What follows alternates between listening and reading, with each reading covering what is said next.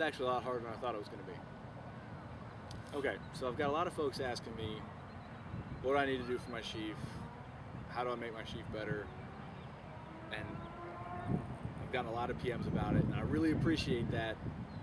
But really, like I said, man, it was a couple of lucky throws. You need to watch somebody like Gene Flynn, watch anything Dan McKim does, watch Matt Thompson, watch the guys who do it and it looks effortless and the bag just shoots off their fork. Those are the people you got to watch. Since a couple folks asked me, I'll go ahead and kind of show you what I do in a sheaf practice.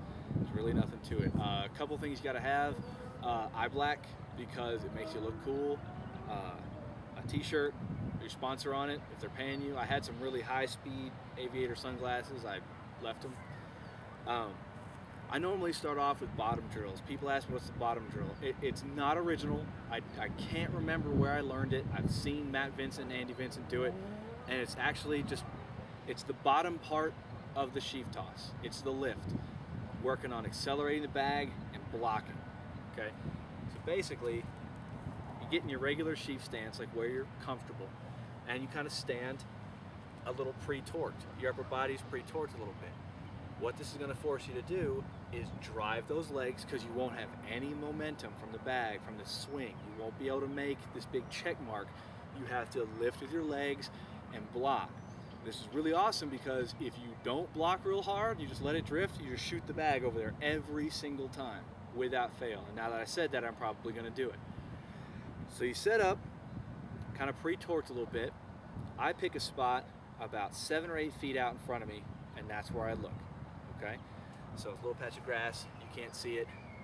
So I'm sitting there looking at it, a little pre-torqued, and I just give myself a 1, 2, 3, and I go. 1, 2, 3. Block. I usually do these, I usually do about 10 or 15 of these, just kind of however I feel, just to really get that leg drive. I don't have a lot of leg strength. I rely on a lot of standing up, like a lot of deadlift, lower back, posterior chain stuff. I'm not really a leg guy yet. I'm still working on it, okay? So, one more time, working the leg drive. 1, 2, 3. There's 27 feet doing nothing.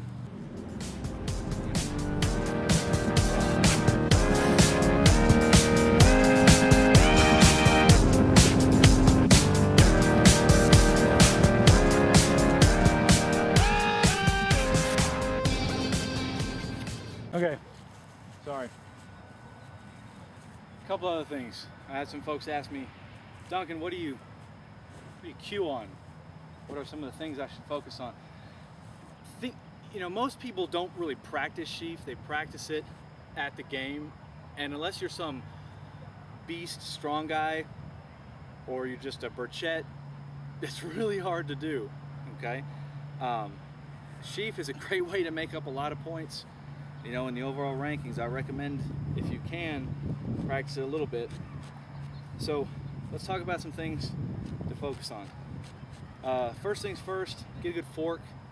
I know Kerry Overfelt makes some forks, Clevenger makes some forks. I use a Johnny Irvin fork. It's old, antique, cold rolled steel. Why is that important? Well, they used to take the hot tempered steel, cool it off real quick. Makes it springy. Don't ask me why, my degree is not in metallurgy. You know, good word. The new stuff is hot, okay? Doesn't have a lot of flick to it. When you start really getting on one of these throws, you're gonna feel that little, you know, that little bit of kick. Makes a lot of difference, it really does. And when you feel it, you'll know what I'm talking about. It's hard for me to explain. Okay, so get a good fork, all right? Short handle, long handle, whatever. Your steps, okay? You got your fork, let's talk about your steps, okay? Set yourself up to succeed in this event. Don't change your steps for anybody, okay? Oh, I think you should come over to the left. Oh, I think you should go about 6 feet out to the right. Whatever. Set yourself up in practice and do that. When I practice this, I throw on one section, okay, which is much narrower than anything I'm going to practice on or throw on in a game, okay? And I make it most of the time, okay? That's how I know. So when I go to a 10 or 12 foot standard, man, I'm golden, all right? I'm going to make it pretty much straight up and down, unless I goof it up, which I do from time to time. So set your steps up and stick to those, Okay, when you start getting into the real thin air, when the bag's really going up there, then it's maybe time to step out a little bit. But you know, you'll know that for yourself when you get there. So we got our steps, got our stance. Our stance is pretty normal, comfortable stance, like a squat stance, conventional deadlift stance. This is a height event, so let's not make ourselves any shorter than we have to be. Okay, we want to be kind of tall. Makes sense, right? We talked about what to look at. I look at something about 7 or 8 feet out in front of me as I'm doing my winds. Okay. Next point, winds. The bag. This is not. I don't want to see this. This is hard. Okay. This is easy. This bag lives outside your right knee if you're right-handed. Just like that. Okay. Keep this right arm nice and straight. Okay. It sounds weird. Trust me on this. Makes this next part so much easier. I was talking to Gene Flynn today. I said, Gene, hit me with some knowledge, something to focus on. He said what he focuses on is a super big smash down and a violent pull up, okay? You've heard people call it the check mark, the Nike swoosh, okay? It is not a U, it is an actual check mark, all right? So if you were to do it, I'm probably gonna lose the bag doing this, so I'm gonna do it slow. I usually go 1, 2, I come up and drive it down. This is the drive arm, your right arm. It's gonna hit that low point, and as it hits that low point, looks like the bottom drill, right? Now I'm gonna check this thing up and block hard, okay? Check, block, and stop, okay? This is where a lot of folks get into trouble, and I used to really do this a lot. You let that block kind of come up and go through, okay? If you can do it and get away with it, awesome. I can't do it. Okay, what ends up happening is I don't flick the bag off the end of the fork and it just goes up and around and lands in the crowd, okay? I don't want to do that. By blocking hard, you're forcing that bag to slide up and off the tines, okay? That's the bottom drill. Accelerate, accelerate, accelerate, stop, okay? Work on that. Now we're talking about block. Let's talk about something else that people I've seen kind of do, okay? Think about it this way. Anything little at the bottom is big at the top. If you start swinging your fork back and forth as you're doing your winds, you know, as you're doing your setup, and you pull up, this little shoulder pull back here, okay, means your fork travels this way instead of straight.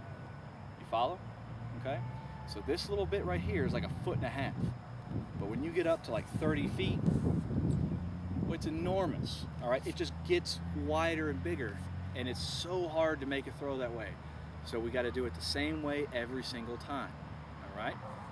Mike Babb explained this great to me. He goes, pretend that your fork is between 2 panes of glass, okay? It's just nice and straight. We're on a train track, nice and straight, okay? Check down, snap up, it's still in that straight line, okay? If anything, this bag's just gonna go straight up and straight down, which is what we want, all right? It makes sense. Stick with that. Little mistakes at the bottom get big at the top. As you start getting higher and higher and higher, that window to clear gets smaller and smaller and smaller. Your bag's accelerating, and oh, now it's starting to slow down, slow down, slow down. It's peaking, and now it's coming back down, okay? We have to maximize the up, which brings me to probably the greatest piece of sheaf advice I've ever gotten from a guy, Mark Cannon, my bro, love him to death. Last year in Arlington, man, I was throwing sheaf so hard, just shanking up left and right, and every once in a while I'd make one, so I got to stay in. Mark said, Duncan, think about throwing the sheaf up. Don't think about throwing it hard. And in my head I thought, that's stupid. And then I did it, and I was like, oh, 30, 32, 34.